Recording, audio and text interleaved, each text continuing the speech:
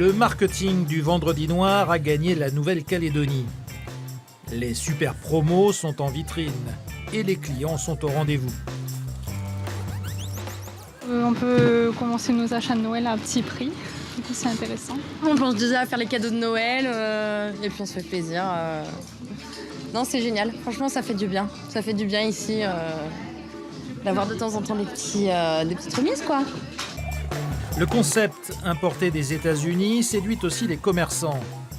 Une aubaine pour écouler les stocks après une année plutôt morose.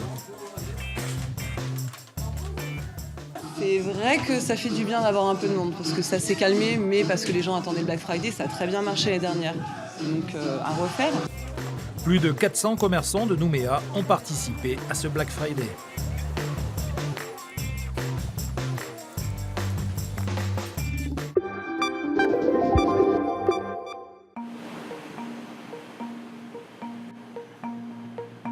L'intégralité de la production sucrière n'a pas été exportée cette année, dans l'attente d'une réévaluation des prix sur le marché international.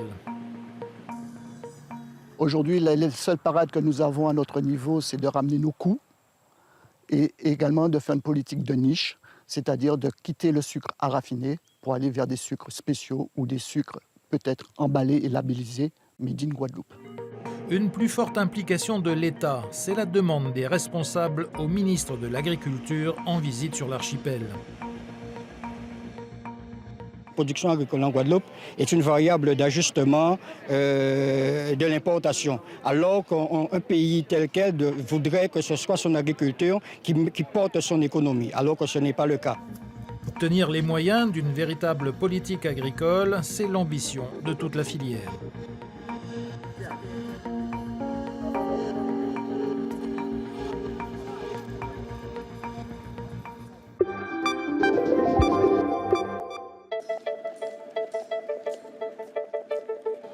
La saison des croisières a démarré en Martinique. Les touristes affluent à Fort-de-France. La semaine dernière, nous avions 10 navires, cette semaine aussi. Donc ça y est, on est rentré dans le grand bain, dans le grand jeu. Les dispositifs sont en place, qualité d'accueil, sécurité, sûreté. Donc on a des équipes qui veillent à ce qu'on soit aux meilleurs standards internationaux. Pour assurer la sécurité et l'accueil des touristes, un important dispositif est déployé.